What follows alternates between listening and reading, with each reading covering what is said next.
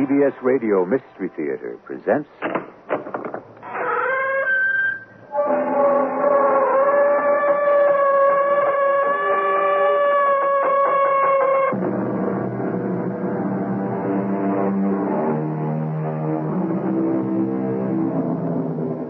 Come in. Welcome. I'm E.G. Marshall. There's a certain kind of real estate which is special and unique. It can be at once the best or the worst place of all to be. If you want to hide from the world, shut away everyone else, and have perfect solitude, it's the place for you. But if you love your fellow man and value human contact, as most of us do, this paradise can be the very worst kind of hell. The piece of real estate is an island. And this is the story of a very special island. While you've been sick, Captain, Neb and me have been over pretty near most of this island. And we ain't seen hide nor hair of any other human being. Yet someone or something left us the stores. You're not suggesting some supernatural influence hovers around this island, Penn? All I'm saying, Mr. Gideon, is what I see. And what I know in my bones.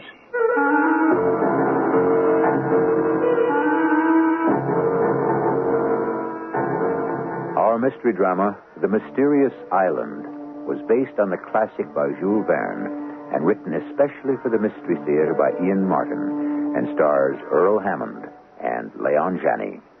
It is sponsored in part by True Value Hardware Stores and Buick Motor Division. I'll be back shortly with Act One.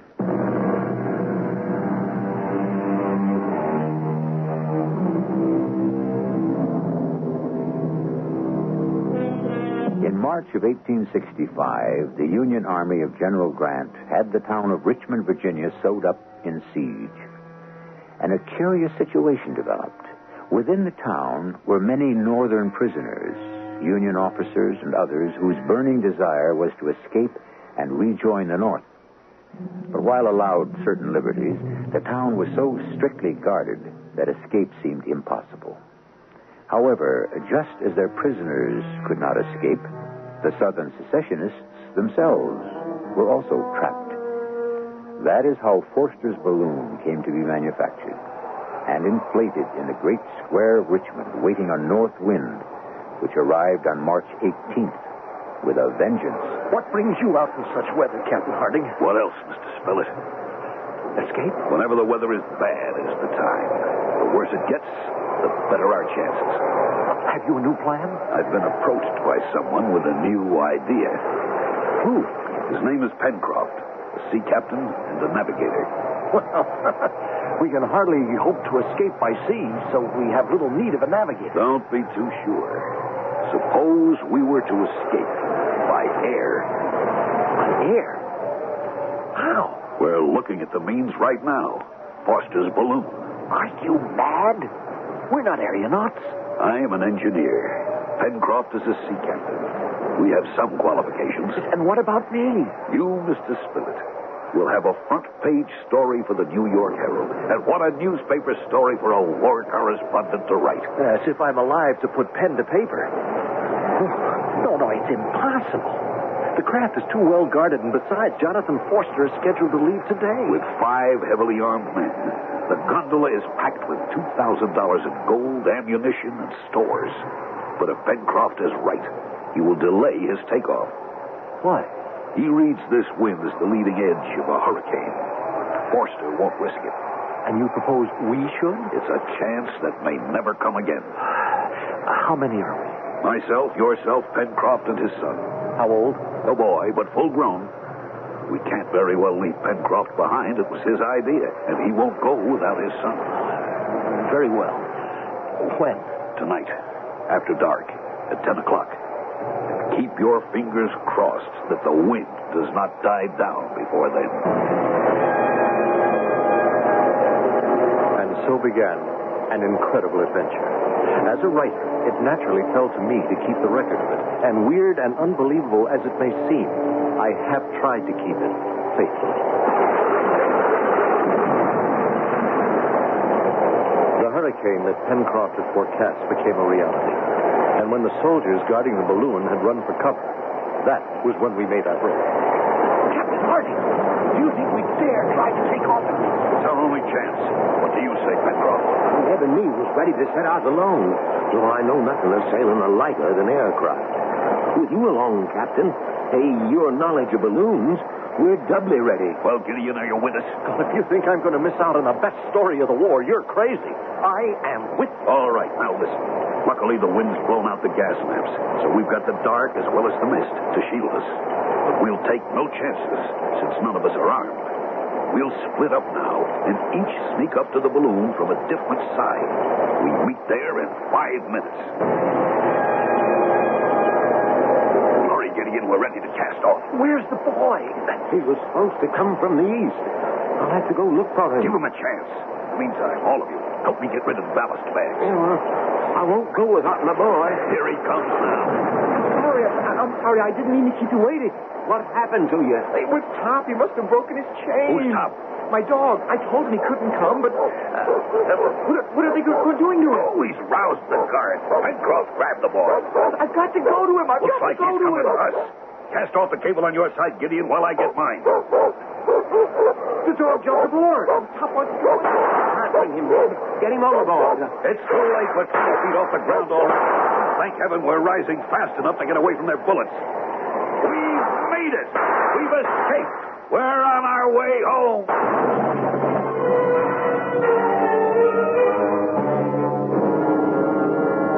Home. Little did any of us know how long it would be before we saw that again, if ever. No words could describe the terror of the next 5 days.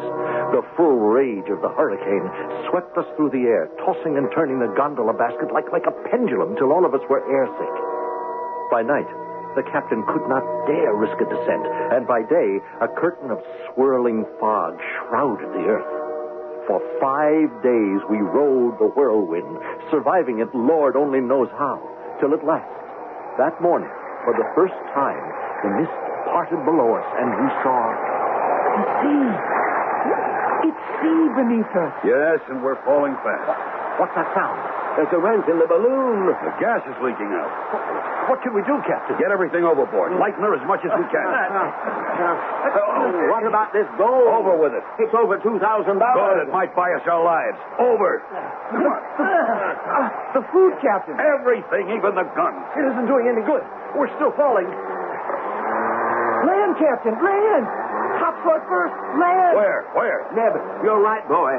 Off to starboard there. We'll never fetch it. We're almost in the sea now. Oh, we've got to lighten her more. There's nothing left to get rid of. Yes, there is.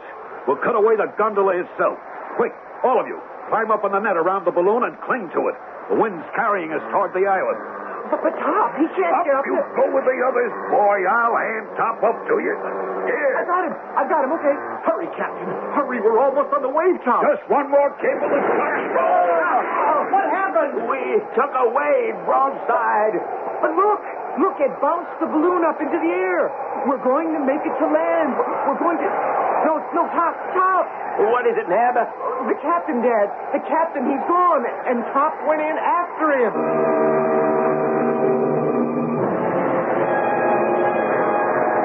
It was true.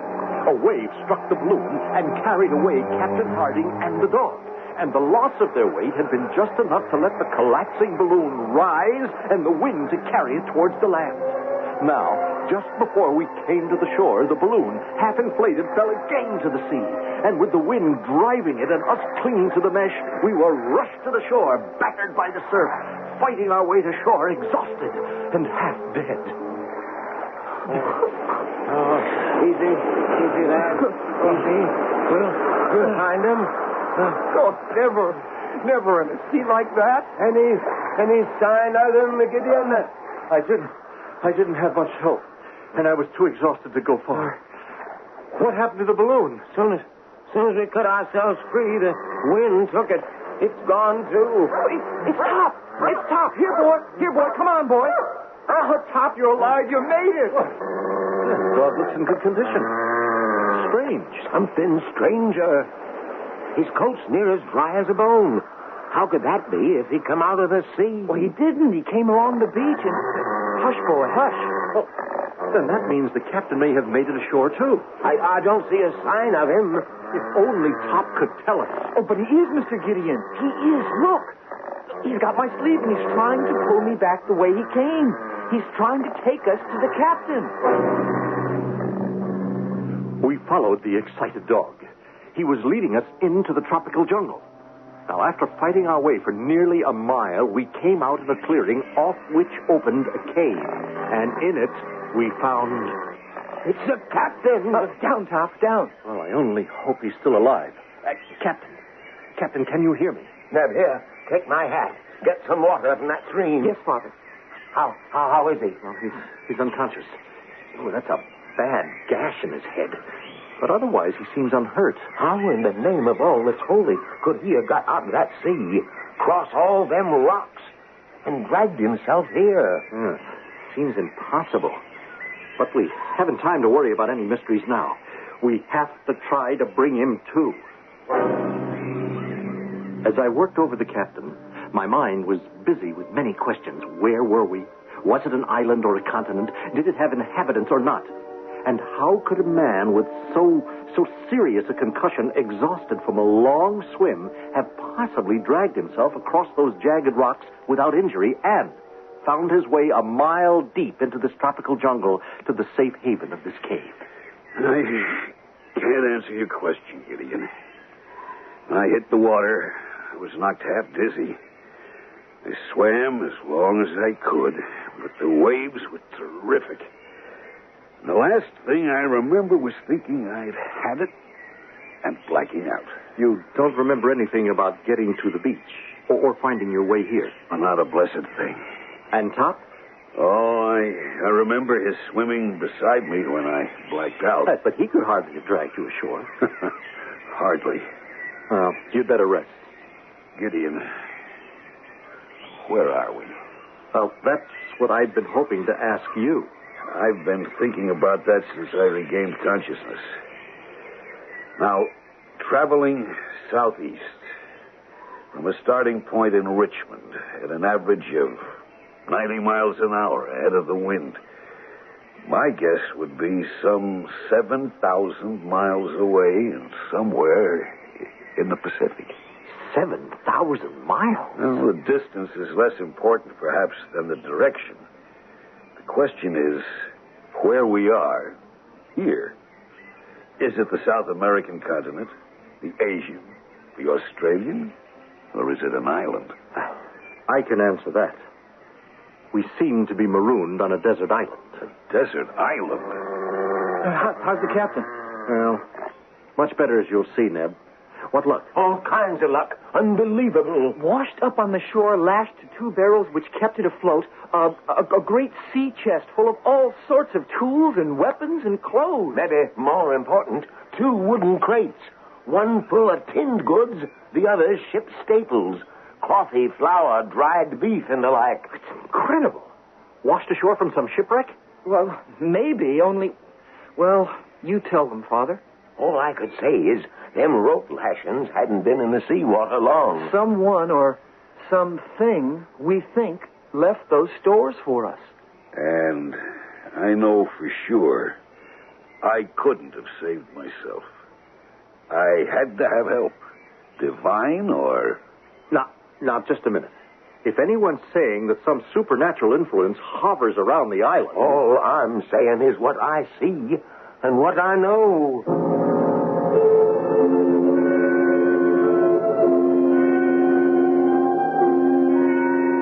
Well named, the mysterious island, with its unknown benefactor who seems to protect our castaways. Is he real or imagined? And can he still protect them from all the dangers yet to come? If he exists, will they ever meet him face to face? I shall return shortly with Act 2.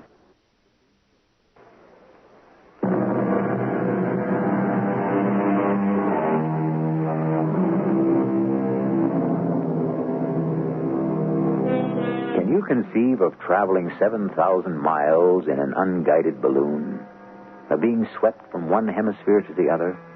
And yet, if you'll take out a map of the world and lay an ordinary ruler from Richmond, Virginia, to the southwest, the direction that a northeast wind would blow you, you'll see you could end up somewhere south of the Hawaiian Islands in the midst of a sea that in 1865 was still largely uncharted.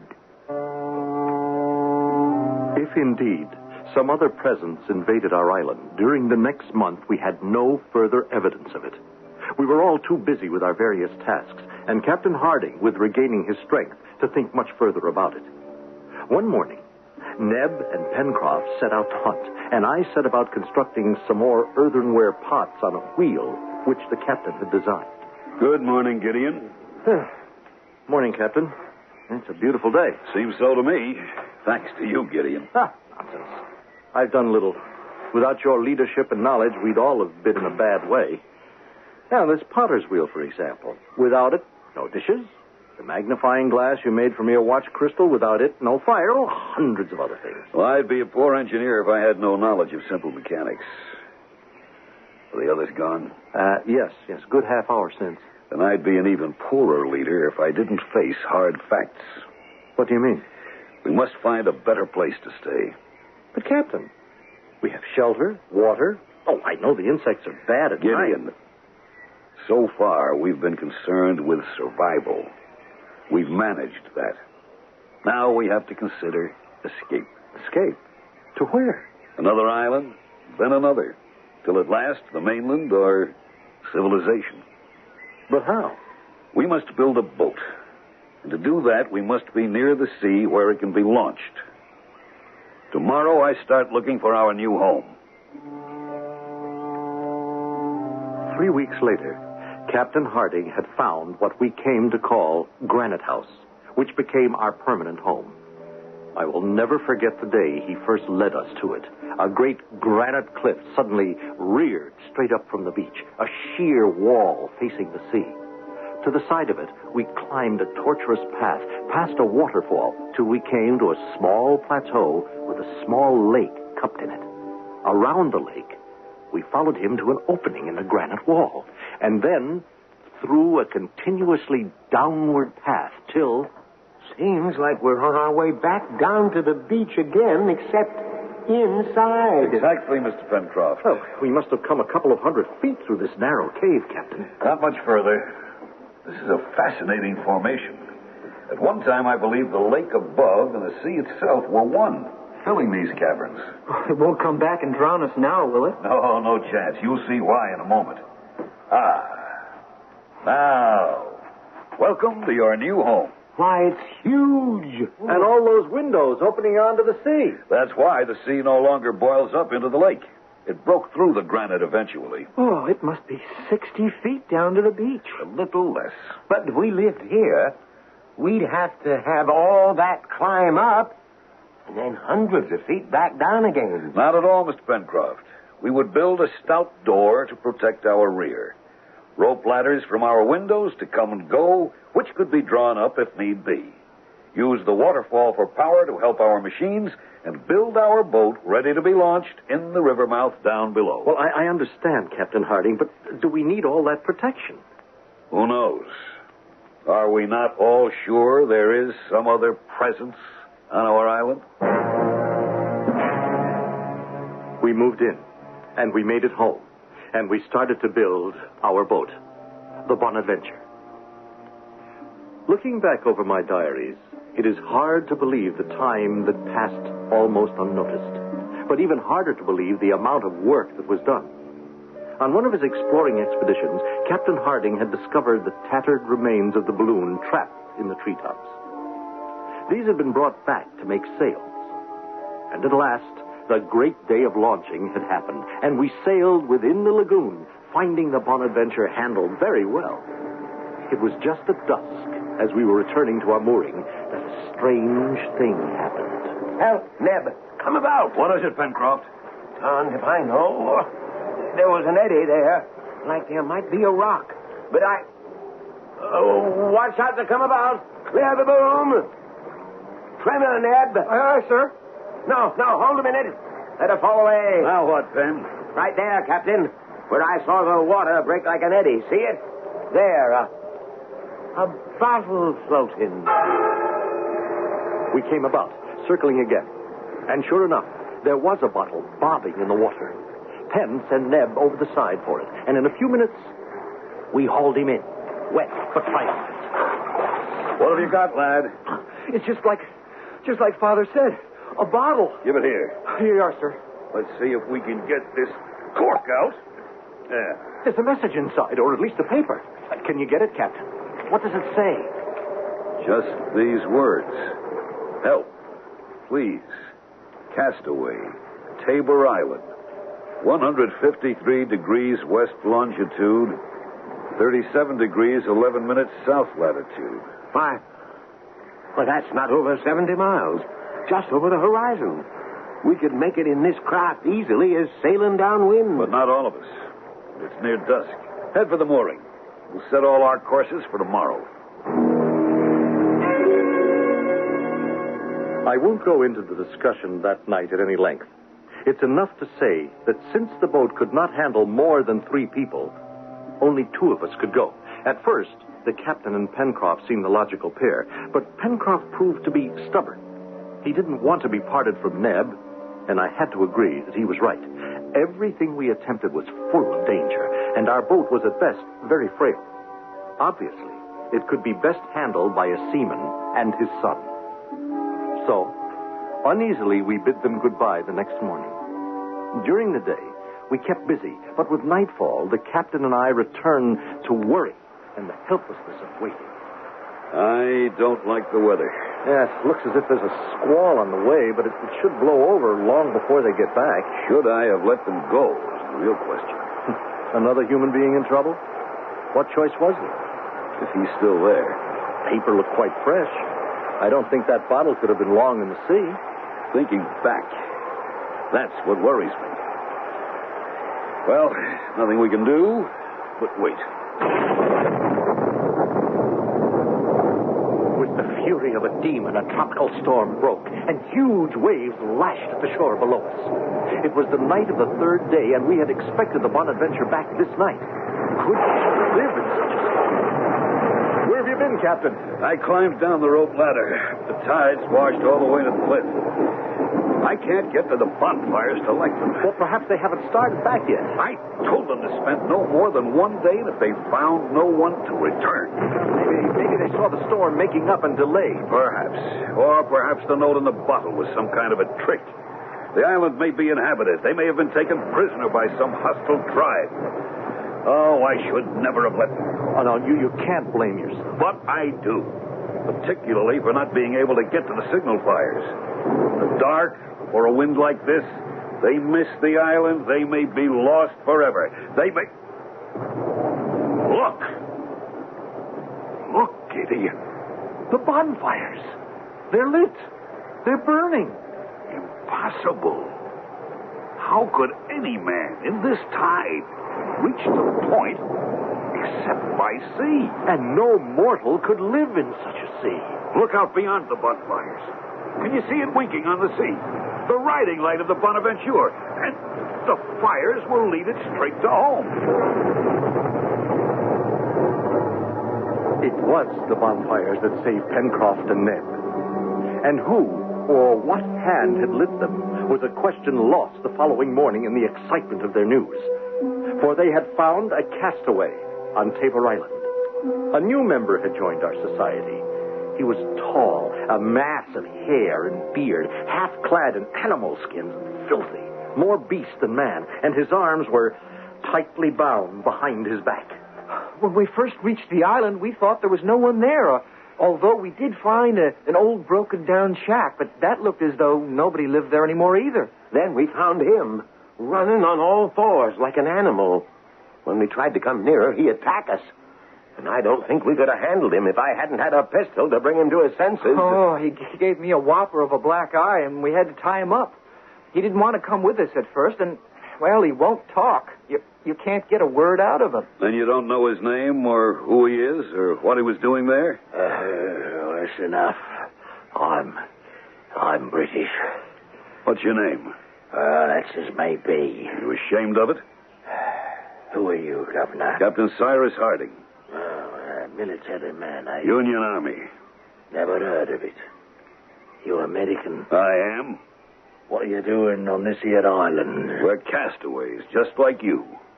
Captain Pencroft, sea captain that is, his son Neb, and Mr. Gideon Spilett of the New York Herald. Now you tell me, what were you doing on that island? Oh, now that's a long story. Captain Harding! Captain Harding, sir! Yes, Neb, what is it? I think you better bring your spyglass, sir. It looks like there's a ship on the horizon. A what? Here's the glass, Captain. Where's my... Oh, thank you, Pencroft. Where away, boy? East by northeast, sir. About 60 points. By Tophet, you're right, Neb. There is a sail. Can you make her, Captain? She's too low on the horizon yet, but ship it is. We're saved! We're saved! Well, I wouldn't be too sure on that yet, sir. Not if I was you.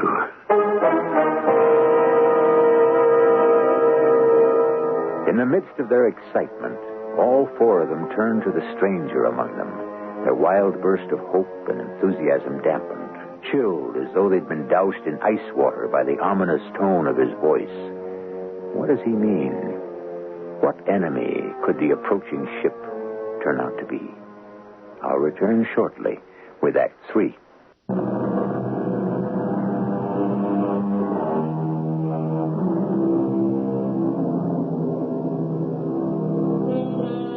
Well, now, let's see. We left our four castaways gazing in surprise and dismay at the marooned man they had rescued from Tabor Island. But he wasn't looking at them. With his arms still bound behind him, he had moved to one of the great windows in the rock of Granite House and was squinting out to sea with a seaman's eye, his gaze fixed in the direction of the faraway sail, just clearing the horizon. What do you mean you wouldn't be too sure? Of that ship till she comes a lot closer. It'll be an hour or two before she comes near enough to see what she is. It doesn't matter what she is. She's a ship, and it means a chance to get back off this island and home. Pencroft is right, Captain. I'll go light the bonfires. Plenty of time for that, my boy. She might sheer off if she sees no sign of life here. Not much chance of that, I should think. She could mean rescue for you four. And she could be bringing you what I'm afraid she brings me. She could be flying the Black Flag. The Black Flag? The Jolly Roger. A pirate ship. All right, everyone, let's calm down. Pencroft, take my glass and keep a close lookout on that sail. As for you, I think you'd better tell us this story of yours and make it fast. Aye, sir. 'Tis 10 long years since I talked to any man. The words come slow and my throat is stiff, but I'll try. As you may have guessed, my trade was the sea.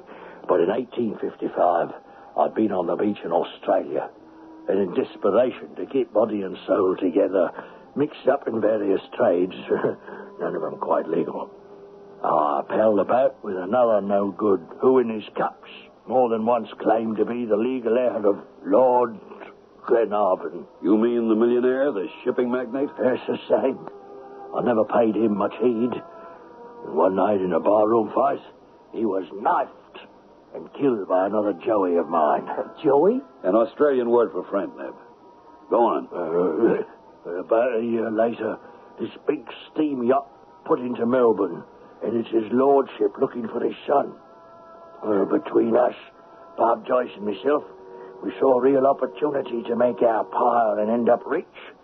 The plan was simple. Lord Glenarvan's ship needed to take on some crew. I was to say I knew where young Glenarvan might be found.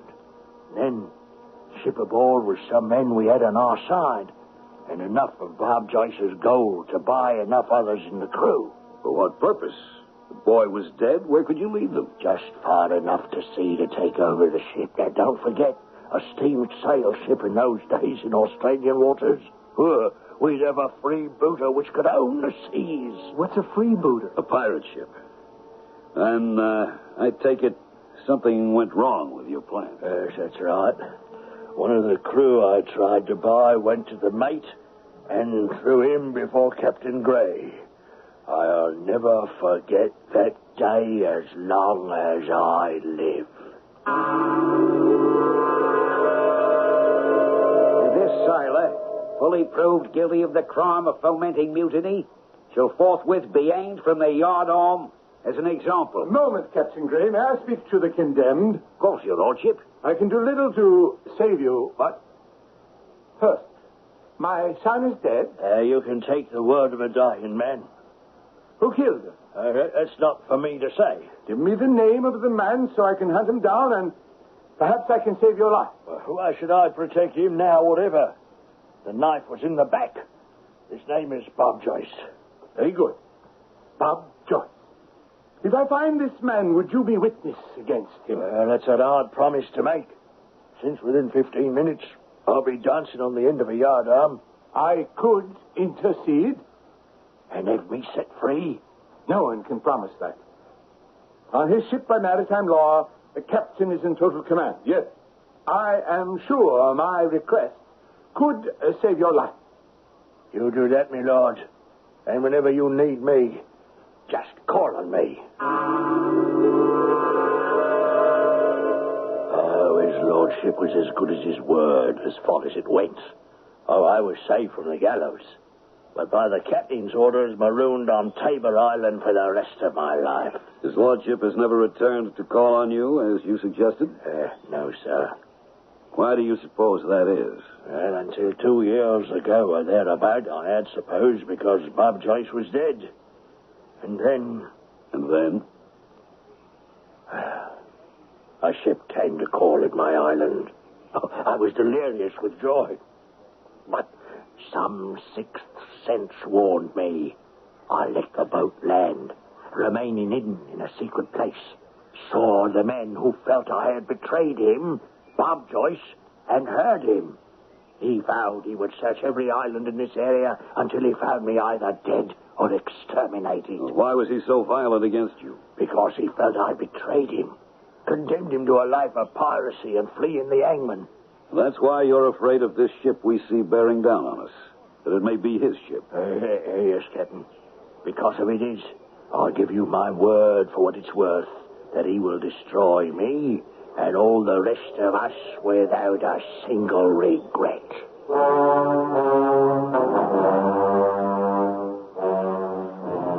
I don't think there was one of us who wasn't deeply affected by the story Ayrton told, or not convinced of his honest repentance after the punishment he had suffered.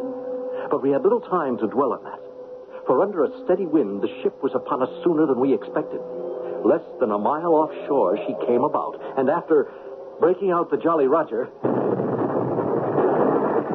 Hold your fire. But she fired on The us. advantage of cannon, she's beyond our range. You're right, Captain. Don't answer her fire. It's what she's looking for. You mean to see if the island is inhabited? That's right, yes. Then if we don't answer, she won't anchor and beat off again? No. We won't be that lucky. Put some boats ashore. Some boats? Aye, lad. There's 40 to 50 men aboard her. Far more than we can handle, except one way. Which way is that? You'd have to trust me. To do what? I see a spit of land going out there. It can't be more than half a mile to the ship from there. It's coming on to nightfall. Free my arms, take me out there, and I'll guarantee to swim to the ship and set off the powder magazine and blow them all to hell where they belong. And if I fail, what have you lost? Under cover of darkness, Neb and I sneaked down with him to the point, leaving the captain and Pencroft to hold the fort. Neb and I were armed with guns to protect him if he had to make a run for it. At exactly midnight, he slipped into the water for the long swim, and Neb and I settled down to wait and pray for his safe return. In less than an hour, all hell broke loose across the water in the dark. We got him. He was discovered. Now, that much is obvious. How can we help him to escape? Mostly by keeping quiet and praying. The trouble is, we never should have risked this. Oh, well, why? Because obviously now they know there's someone on the island. And it won't take long to discover how few of us there are. Well, why should they bother us? I mean, maybe they'll just sail away. No, I wouldn't count on it. They'll have to come to shore for water.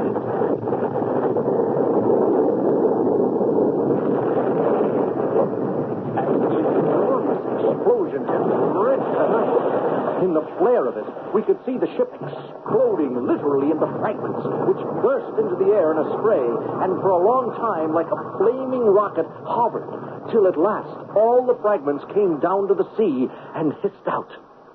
Once again, it was black. We waited tensely, and at last, we heard the splashing of a swimmer coming near. Guns at ready.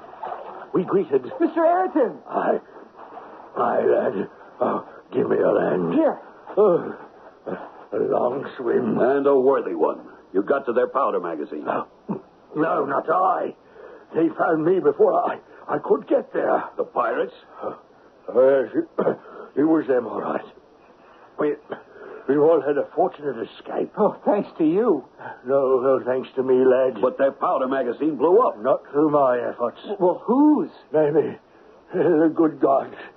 But some other hand than mine. He's passed out, Mr. Gideon. Yes. Exhaustion, I hope. Here, I'll take care of him.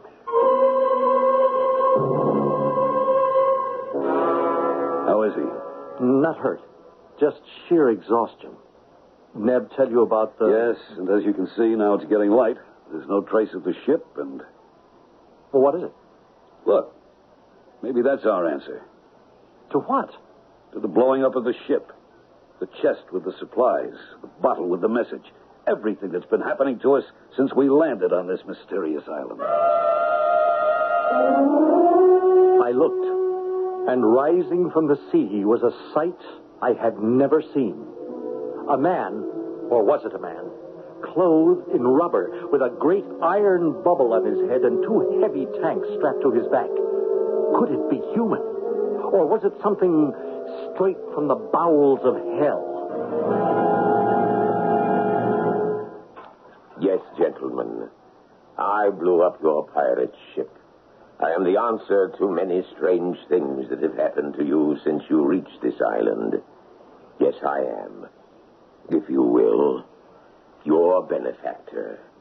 Now you must help me. But who are you, sir? My name, Captain Harding. It is and will never be other than Captain Nemo. Nemo? The famous Captain Nemo of the Nautilus? Land of 20,000 leagues under the sea, the same. But I thought... Well, most people believe that you and your fabulous undersea craft were destroyed. A belief since I shunned the company of men. I was happy for the world to accept. For all these years, I have combed the underworld of the sea alone, in peace. And your crew? One by one, Captain Harding, the sea, the rigors of our life, have taken their toll. At last, 3 years ago, I was left alone.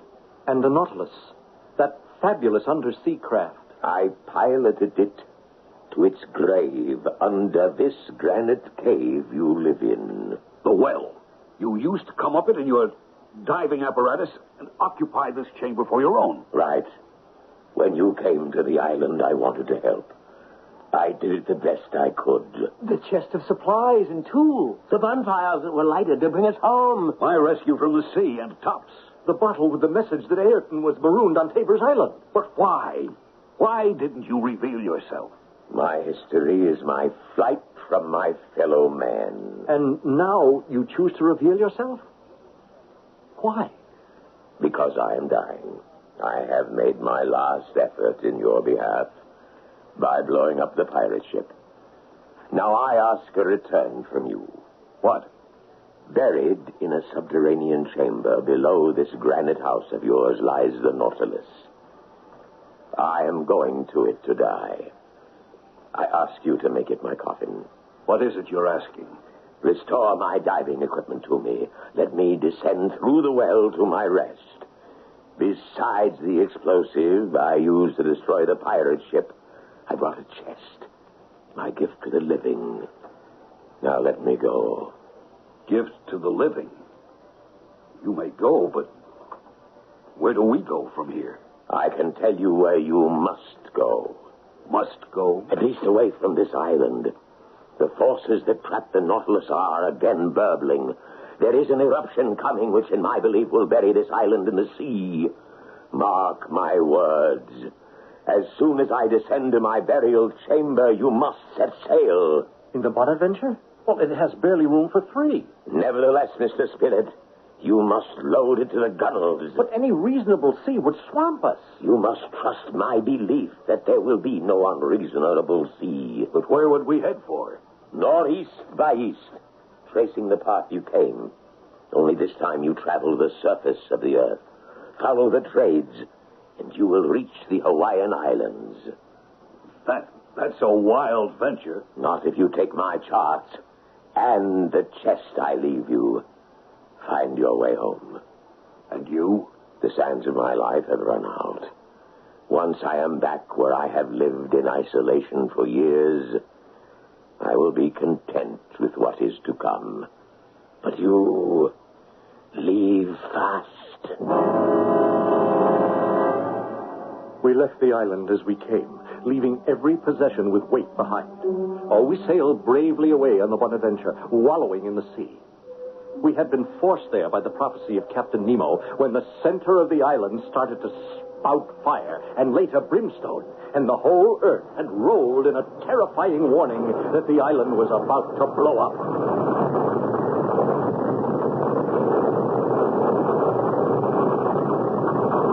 We watched while it did, and within all of us, a thankful prayer.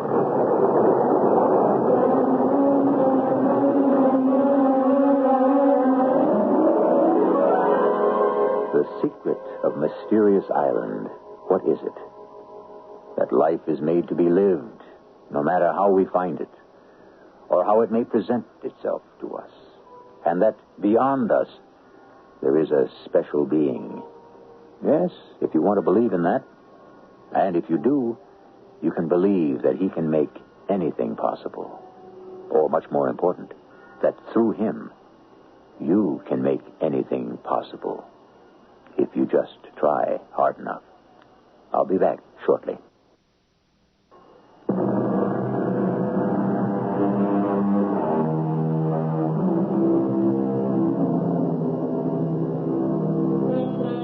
A unique and fascinating man, Jules Verne. Over a century ago, he was opening vistas far beyond the vision of the ordinary man, charting unknown seas and revealing what lay beneath them, ranging across unclimbed mountains, through virgin forests, reaching even deep into the heart of the earth to bring his readers the world of imagination. Where would the rest of us be if the dreamers and the visionaries didn't possess the keys to keep opening new doors to... Thank God for Jules Verne. Our cast included Earl Hammond, Leon Janney, Jackson Beck, and Roger Barron. The entire production was under the direction of Hyman Brown. And now, a preview of our next tale. I suppose almost anything Mike does from here on in has to be on his own. Well, suppose he falls. We covered that eventuality, and you know what he said? What? Something that we can't argue with. Would he be any worse off if he did? Oh, that's a terrible thing to say. I know, but it's a terrible situation that we all have. You know what Mike's like. He doesn't think of himself, only us. Now, it would be just like him to be quixotic enough to think that his death would be better if it was quick and sudden. It might be better for him, Joan. No.